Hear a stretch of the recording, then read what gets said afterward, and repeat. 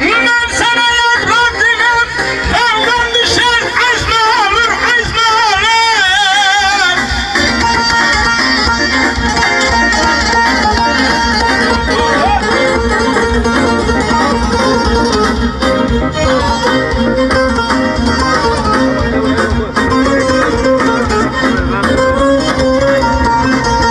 Sen Urfalıysan ben de Muşluyum.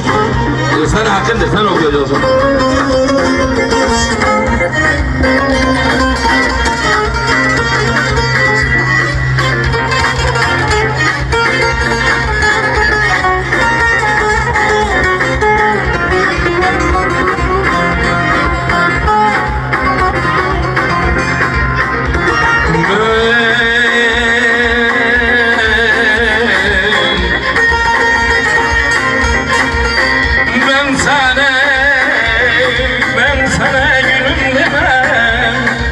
Daldan düşer hazm olur.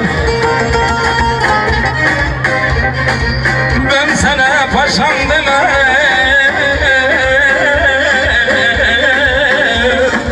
haktan düşer hazm olur.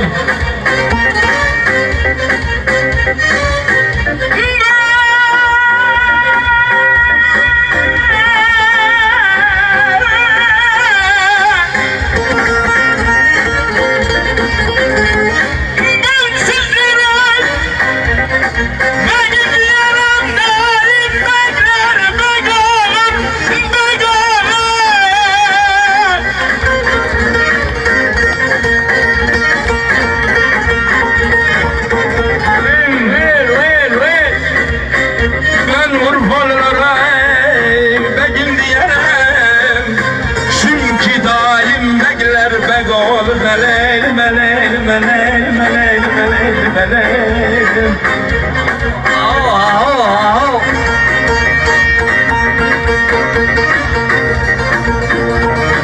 Tiran, tiran, tam. Bunlar Bodrum'a gelmişler bunlar. Bir tanesi kalkıp da oynamıyor.